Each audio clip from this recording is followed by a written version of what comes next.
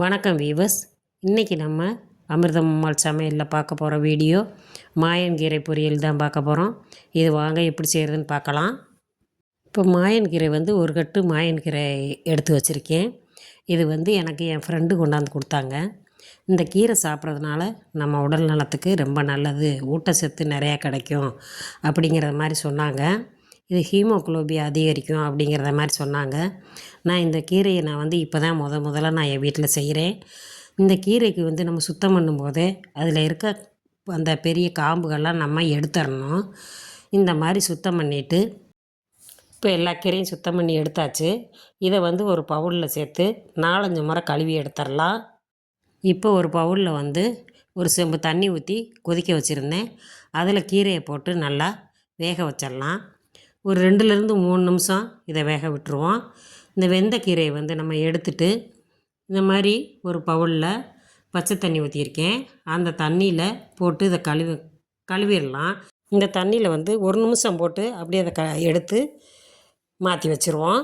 இப்போ ஒரு பவுலில் ஒரு சம்பு தண்ணி சேர்த்து தண்ணி கொதிச்சோடனே நான் 2 ஸ்பூன் அளவுக்கு பாசிப்பருப்பு சேர்த்துருக்கேன். அந்த பாசிப்பருப்பை போட்டு 1 நிமிஷம் பருப்பை நம்ம கொதிக்க விட்டுருவோம். பருப்பு கொதித்து வர்ற வரைக்கும் நம்ம கலந்து வச்சுருந்த கீரையை நல்லா பொடி பொடியாக கட் பண்ணி எடுத்துக்கலாம். பொடி பொடியாக கட் பண்ண கீரையை அந்த பாசிப்பருப்போடு சேர்த்து வேக வச்சிடலாம். ஒரு 2-3 நிமிஷம் வரைக்கும் அதை நல்லா வேக வச்சுருவோம். இப்போ இதுக்கு தேவையான அளவு உப்பு சேர்த்துக்கலாம். உப்பு சேர்த்துட்டு நல்லா வேக விட்டுருவோம். இந்த கீரை வேகிறதுக்கு ரொம்ப நேரம் ஆகும். அதனால தான் நம்ம கீரையை முதல்லையே தண்ணியில் சூடில் 3 நிமிஷம் வேக வச்சு எடுத்தாச்சு. அதை பொடி பொடியாக கட் பண்ணி இப்போ பருப்போடையும் வேக வச்சு எடுத்துட்டோம். இந்த அளவுக்கு நல்லா இப்போ வெந்து வந்துருச்சு. இதை நம்ம இறக்கிடலாம். இறக்கிட்டு இப்போ தாளிச்சிருவோம். தாளிக்கிறதுக்கு ஒரு கடாய் அடுப்பில் வச்சு ஒரு 3 ஸ்பூன் நல்லெண்ணெய் சேர்த்துக்கோங்க. நல்லெண்ணெய் சேர்த்து செய்யும்போது டேஸ்டியாக இருக்கும் கீரை. நல்லெண்ணெய் நல்லா காஞ்சதும் அதில் 1/4 டீஸ்பூனு கடுகு உளுந்தம் பருப்பு சீரகம் போட்டுக்கலாம். இது 2 நல்லா பொரிஞ்சு வந்ததும் பொடி பொடியாக கட் பண்ணியிருக்கிற வெங்காயத்தை சேர்த்துக்கிடுவோம். இது நான் சின்ன வெங்காயம் தான் சேர்த்துருக்கேன். சின்ன வெங்காயம் சேர்த்து நம்ம கீரைக்கு எந்த கீரைனாலும் சின்ன வெங்காயம் சேர்த்து நம்ம செய்யும்போது அவ்வளோ டேஸ்டியாக இருக்கும். இப்போ இதில் ஒரு கொத்து கருவேப்பிலை சேர்த்துக்கிடுவோம். கருவேப்பிலை சேர்த்துட்டு ஒரு மிளகாவத்தை நான் பொடி பொடியாக கட் பண்ணி போட்டிருக்கேன். இதை நீங்கள் காரத்துக்கு தகுந்தாப்பில் போட்டுக்கோங்க. வெங்காயம் நல்லா பச்சை வாசம் போகிற அளவுக்கு நம்ம வதக்கிடலாம். இந்த அளவுக்கு வதக்கிட்டு இப்போ நம்ம வேக வச்சுருக்க கீரையை தூக்கி அதில் கொட்டிடுவோம். அடிக்கடி நம்ம கீரை சாப்பிட்றதுனால நம்ம உடலுக்கு ஆரோக்கியமாக இருக்கும்.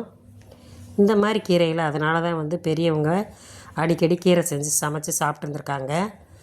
இப்போ நம்ம எல்லா கீரையுமே இதில் போட்டு நான் வேக வச்சுருந்த தண்ணி எல்லாத்தையும் சேர்த்து போட்டு தாளித்து விட்டோம்னா கீரை நல்லா டேஸ்டியாக இருக்கும். இப்போ கீரை நல்லா வதங்கி வந்துருச்சு. கீரையும் நல்லா வெந்துருச்சு. இப்போ கீரை தண்ணியோடு வேகும்போது இன்னும் டேஸ்ட் அதிகமாக இருக்கும். கீரை நல்லா வெந்து வந்துருச்சு. இப்போ ஒரு அரை மூடி தேங்காயை நான் துருவி வச்சுருக்கேன். இந்த தேங்காயை அதில் சேர்த்து போட்டு வதக்கிடலாம். நல்லா தேங்காயும் வதங்கிடணும். கீரையோடு சேர்த்து வதக்கும்போது பச்சை வாசம் போகிற அளவுக்கு வதக்கிடணும். அப்போ தான் தேங்காயுமே வாசம் இல்லாமல் சாப்பிட்றதுக்கு டேஸ்டியாக இருக்கும். இது நீங்கள் வீட்டில் செஞ்சு கொடுங்க. பெரியவங்கலேருந்து சின்னவங்க வரைக்கும் இந்த கீரை சாப்பிடாதவங்க கூட இந்த மாதிரி முறையில் நீங்கள் சமைச்சு கொடுத்தீங்கன்னா கீரை சாப்பிடாதவங்க கூட நல்லா சாப்பிடுவாங்க.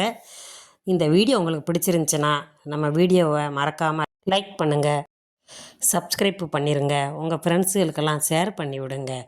மீண்டும் அடுத்த நல்ல சமையலோடு உங்களை சந்திக்கிறேன். நன்றி, வணக்கம்.